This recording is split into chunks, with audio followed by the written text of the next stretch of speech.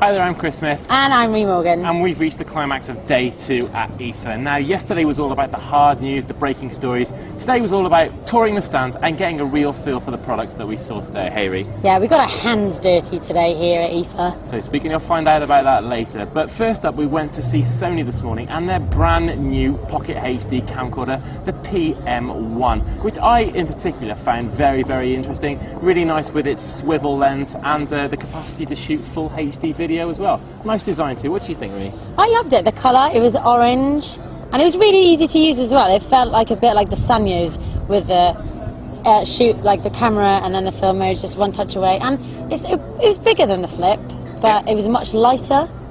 It was like as light as a feather, I'd say. And then we trekked it over to Toshiba, where they have embraced Blu-ray, and they're not just embraced them, they've become their BFF. I had a look at the Toshiba P500, which is their Blu-ray laptop. Now, there's no denying it's a massive piece of kit. It actually is bigger than my telly back at home, but it is quite impressive. It's got a massive 18-inch screen, a rewritable Blu-ray drive, amazing set of speakers and upscaling capability. I mean, for their first go, I thought thumbs up to Toshiba. That's pretty good. Definitely. It's about time they embraced the Blu-ray, and good luck to them, we say. So next up, we saw the Toshiba Camilio, or however they like to pronounce it, S20, which is an extremely cheap full high definition camera, just £120, and it's super thin as well, like the thinnest. So it's 17mm, really, nice budget piece of kit. Would you prefer that to the Sony? Which was your favourite, the Sony or the Toshiba? I think for style points, I think I'd have to go for the Toshiba. For build quality, maybe Sony. You get that little bit of extra class with them, but both really nice products, and it's good to see HD camcorders coming down in price a little too.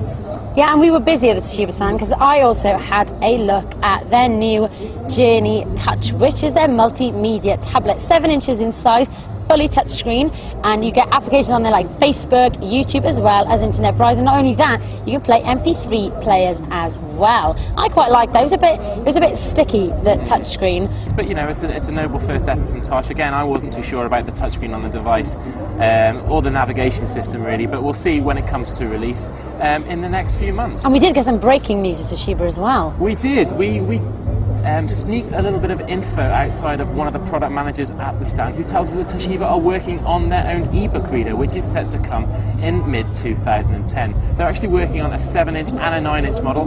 No word on which one will be coming to the market yet, but it's not going to be touchscreen. Toshiba think you don't need touchscreens on readers. No, they said the buttons will do. So after we've done that, after our mammoth task over at Toshiba, we headed over to the Panasonic stand, where we had a glimpse at the Panasonic Lumix. I think of it as Panasonic's answer to the Olympus Pen 1, and it's the world's lightest and smallest system camera with an inbuilt flash, and I loved it. I really loved the design of it. I love the fact that when you press down on to take a picture, it would click. It was really retro, and I really liked it.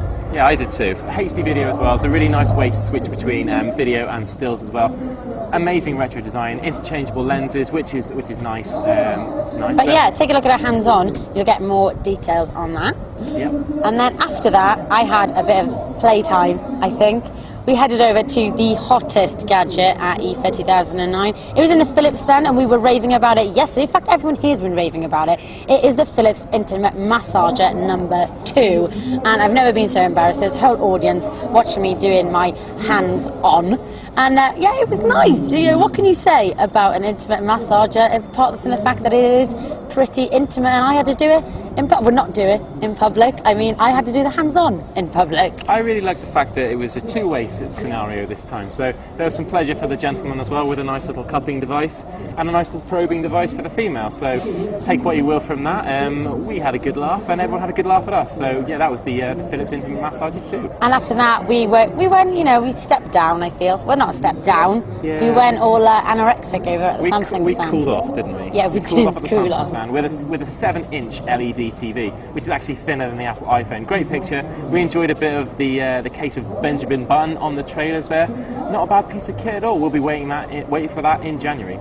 So that's everything. We really have got down and dirty with the gadgets here at IFA 2009, and I have had a good time. I think it's been a good year. this year? It's been better, certainly been better than last year. Lots of exciting stuff, big TVs, 3D you expect, but some really cool products as well. So we're off for a pint. I think we've earned it.